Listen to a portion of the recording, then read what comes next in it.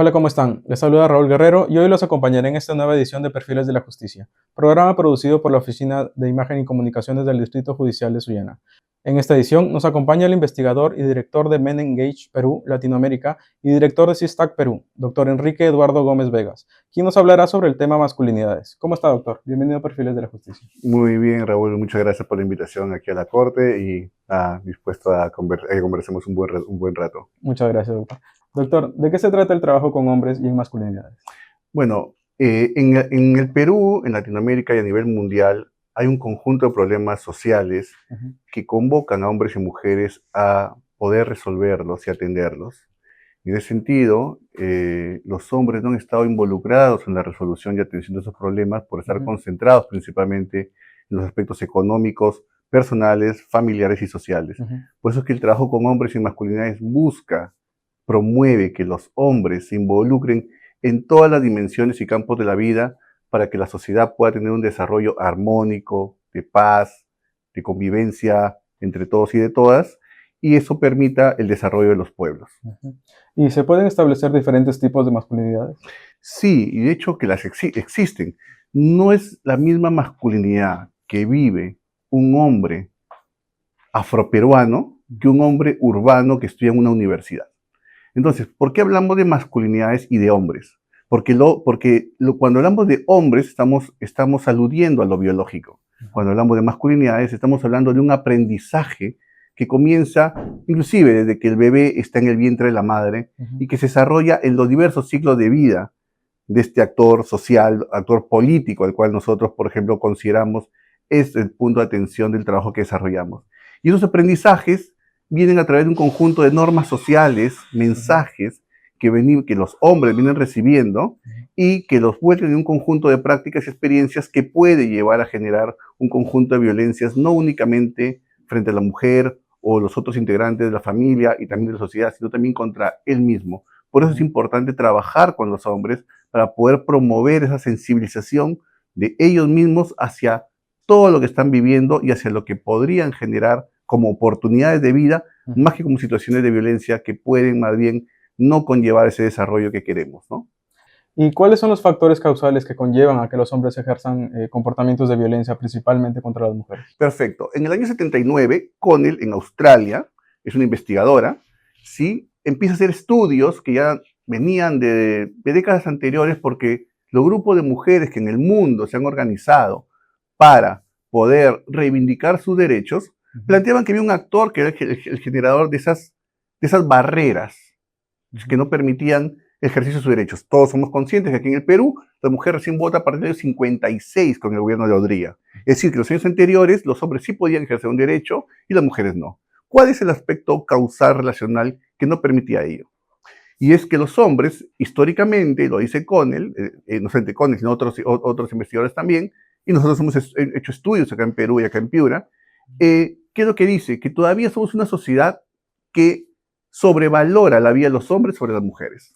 ujú, Y esa sobrevaloración que da una acreditación adicional de derechos, que por sí podemos revisar la Constitución y decir, no, pero la Constitución habla de igualdad laboral, para oportunidades laborales de hombres y mujeres. Es ujú, cierto, pero si miramos la encuesta nacional de uso del tiempo, aprobada por el gobierno peruano este año, sacada por el INEI, vemos que las mujeres le dedican más horas de trabajo intrafamiliar que los hombres. Porque claro, la justificación de los hombres es que están en el mundo laboral, ¿cierto? Y siendo proveedores y protectores. Bueno, eso no genera igualdad de situaciones.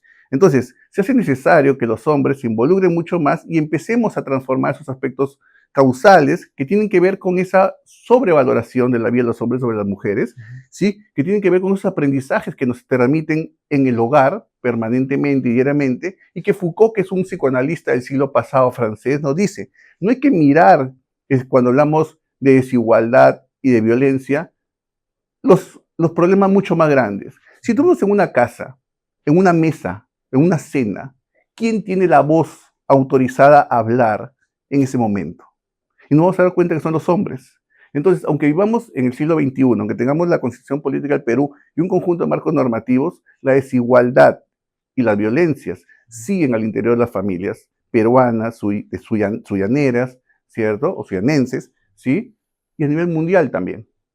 ¿Y qué considera usted que se puede hacer para que los hombres se involucren más en los temas que usted nos está comentando? Perfecto. Una de las primeras cosas que deberían hacer los hombres, y no solamente los hombres, sino la sociedad en su conjunto, porque esto no es un tema de hombres y mujeres, es un tema de sociedad. Lo que necesitamos es que los marcos normativos, ¿cierto?, puedan ser base de políticas públicas que promuevan verdaderamente un cuestionamiento a aquellas situaciones que no están permitiendo la igualdad. Que los hombres, por ejemplo, en el caso de la paternidad, ¿sí? Vamos a poner otra dimensión. No solamente el tema de la violencia convoca el trabajo con hombres y masculinidades. ¿Cómo los hombres ejercen su paternidad? Muchos hombres con los que trabajamos a lo largo del Perú y en toda Latinoamérica nos indican que ellos son buenos padres y no dudamos que sean buenos padres. Salen a trabajar muy temprano, regresan muy tarde en la noche, ¿sí? Entonces, ¿cuánto tiempo de calidad le brindan a dialogar con sus hijas y con sus hijos? Y dejemos de lado, por ejemplo, en este caso, Raúl, dejemos de un lado los niños. ¿Cuánto tiempo de calidad este hombre, adulto o joven, le dedica a conversar con su padre o con su abuelo adulto mayor? O con la abuela adulta mayor. Entonces, lo que necesitamos es una transformación real en la cual los hombres vean que cuando hablemos de violencia, no solamente estamos hablando de la violencia contra la mujer, que es una de las principales problemáticas que nos preocupa, ¿cierto? Al sector justicia y a todos los sectores de la sociedad y el Estado les preocupa, sino también que ellos vean que estas violencias que pueden reproducir hacia terceros también los afecta y los condiciona a ellos mismos.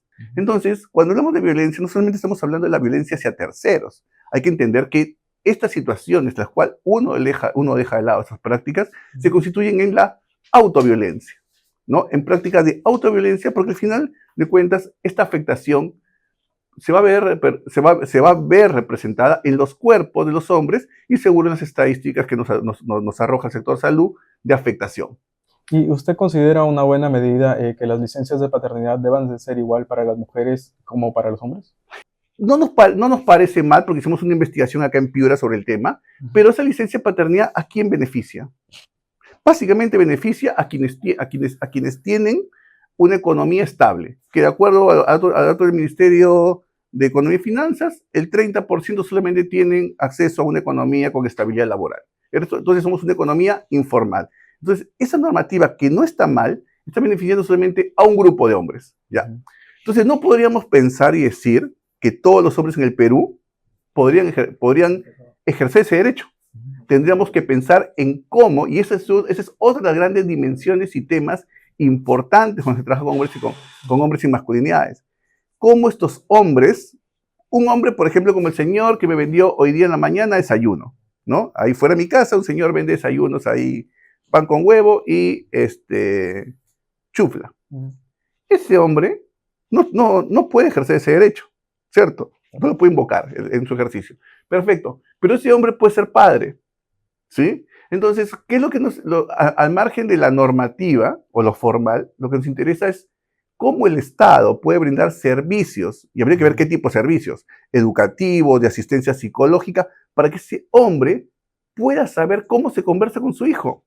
Basta decir solamente cómo te fue hoy día en el colegio, mi amor. ¿Basta solamente con decirlo ello?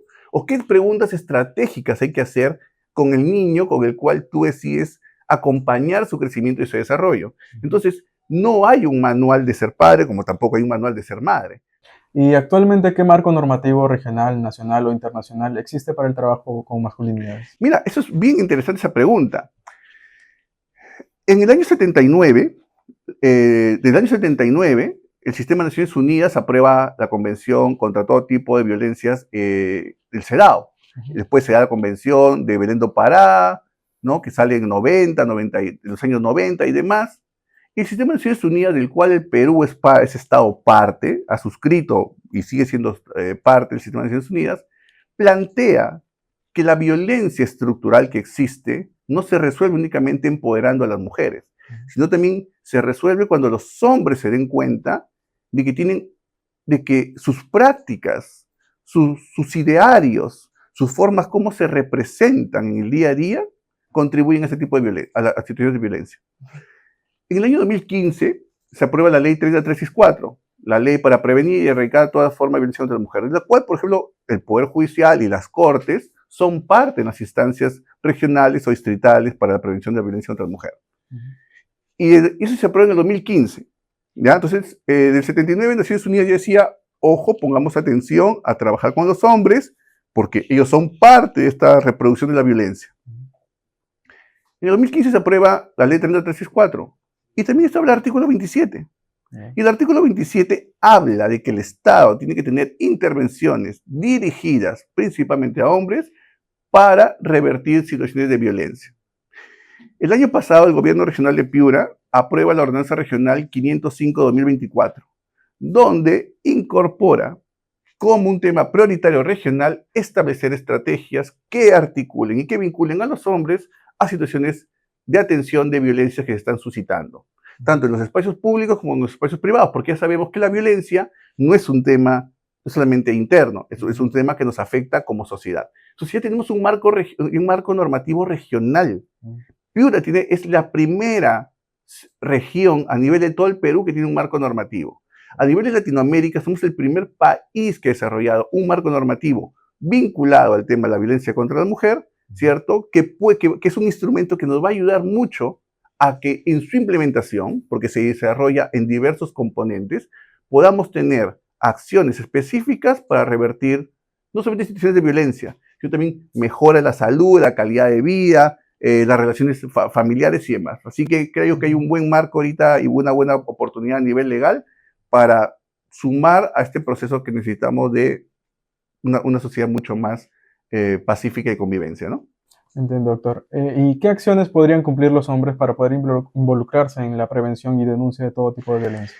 Mira, lo que los estudios, ¿no? Porque nosotros somos investigadores en la institución que yo dirijo, hacemos investigación, hacemos estudios, y por último, yo soy hombre, soy hijo, soy padre, soy esposo, soy amigo, soy hermano, ¿sí?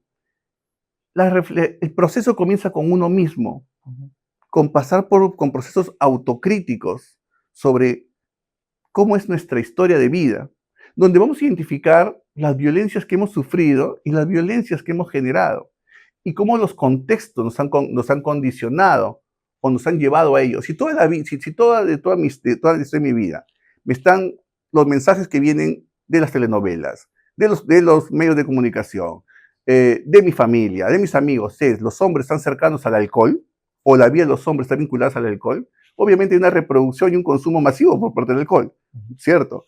Entonces, esos condicionantes son los que nos tienen que llevar a poder mirar y decir hacia dónde tenemos que ir.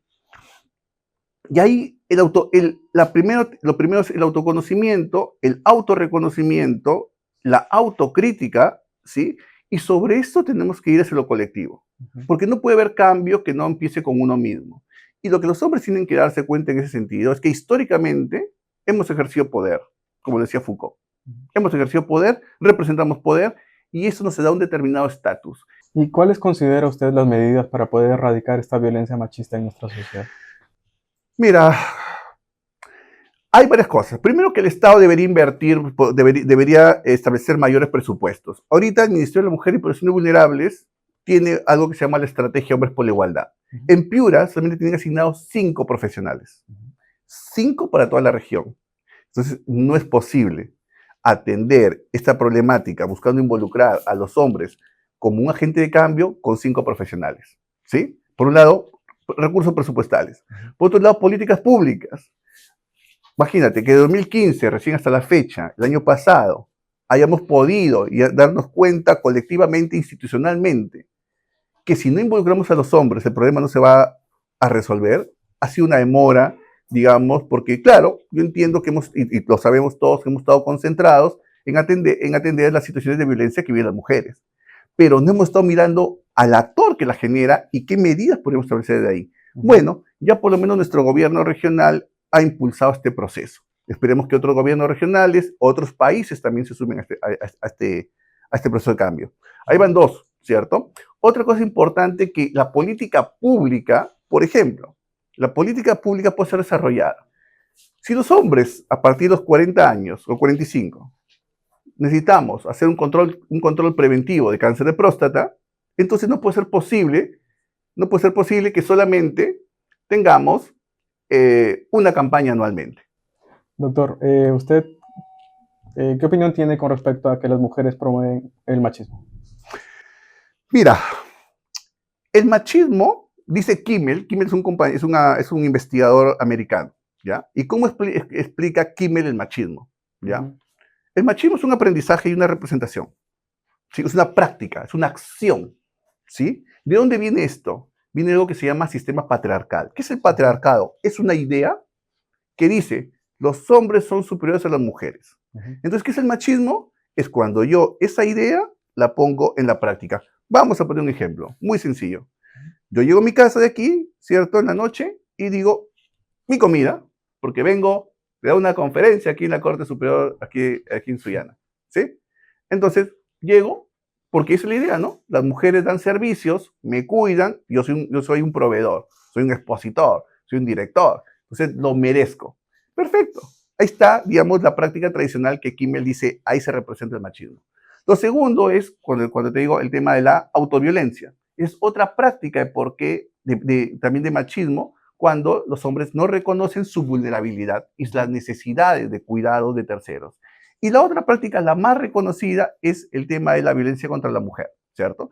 Pero no solamente los hombres violentan a las mujeres, sino que las mujeres también podrían tener, ¿sí?, algo que se llama esta cultura de la reproducción de las violencias producto de los hombres. Es decir, que así como los hombres aprendemos a ser violentos, las mujeres también pueden aprender lo mismo que nosotros. Y lo pueden poner en práctica. Ellas aspiran lo mismo que estamos haciendo los hombres. Y si llegan a los espacios de poder, pueden hacer lo mismo que hacemos nosotros. Entonces simplemente es un juego de roles. Y lo que no necesitamos es ni que hombres reproduzcan más prácticas machistas, ni que las mujeres también lo realicen. Por lo tanto, necesitamos desarrollar un proceso de convivencia, de relacionamiento, donde hombres y mujeres entendamos que no es una competencia. Antes tú me oprimías, ahora yo te oprimo. No estamos en una competencia por quién oprime al otro. Estamos más bien, deberíamos trabajar a favor de cómo establecemos relaciones mucho más igualitarias y cada día más libres de violencia. Entonces, en conclusión, hombres y mujeres podemos tener prácticas machistas. Pero otra vez, el machismo y el patriarcado y la masculinidad no es biológico, es un aprendizaje social. Así como puedo aprenderlo, puedo desaprenderlo. Doctor, su mensaje final para el público, por favor. Bueno, el único mensaje que yo podría transmitir es que tenemos que ser creadores de nuestros propios procesos de vida. Sí, los entornos muchas veces son condicionantes, pero necesitamos poder descubrir quiénes somos, qué queremos, cómo queremos vivir, cómo queremos coexistir, preocuparnos por el otro, por la otra, por nuestros entornos, por nuestros espacios y medios de vida, pero no nos olvidemos que todo cambio empieza con nosotros mismos para hacer lo que nos plantea Sabater en Ética para Amador: poder, saber y vivir bien. De esta forma llegamos al final de esta edición de Perfiles de la Justicia. Queremos agradecer al investigador y director de Perú Menage Latinoamérica y director de CISTAC Perú, doctor Enrique Eduardo Gómez Vegas, y a ustedes por su preferencia e invitarlos a seguirnos por nuestras redes sociales de Facebook, YouTube e Instagram y la señal abierta de Justicia TV. Nos vemos en una próxima edición. Muchas gracias.